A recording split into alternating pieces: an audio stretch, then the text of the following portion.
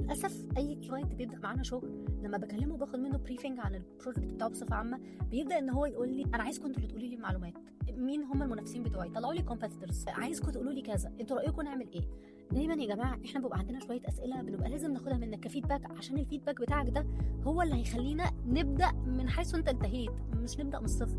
فلما تقول لنا مين الكومبيتيتورز من وجهه نظرك واحنا نذاكرهم، ده مهم جدا. مش مطلوب ان احنا اللي نجيب الكومبيتيتورز، احنا بنذاكرهم. ممكن تكون اللي انت شايفهم كومبيتيتورز دول اصلا مش هم كومبيتيتورز يعني في الديجيتال بصفه عامه، وممكن يكونوا هم فعلا الكومبيتيتورز وهكذا. فدايما اي معلومه تكون عندك حاول انك تقولها لنا. برضه ذا سيم، دايما الاقي كلاينت بيقول لي انتوا اقترحوا البادجت. طب ما انت لو عملت اعلانات قبل كده قول لنا ايه البادجت اللي انت استخدمتها وايه الريزلتس اللي انت طلعت بيها، عشان نشوف احنا بدل ما نعمل تيستنج من اول وجديد ونشوف من اول وجديد الحاجه دي تنفع ولا لا، او انو بلاتفورم اللي تنفع. لو انت عندك المعلومه قولها لنا عشان نحاول على قد ما نقدر احنا ما نعملش تيست ثاني. انت دفعت فلوس في التيستنج اللي فات، فقول لنا المعلومات.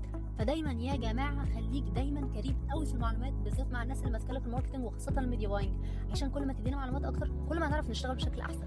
مستنيه التبس الجاي.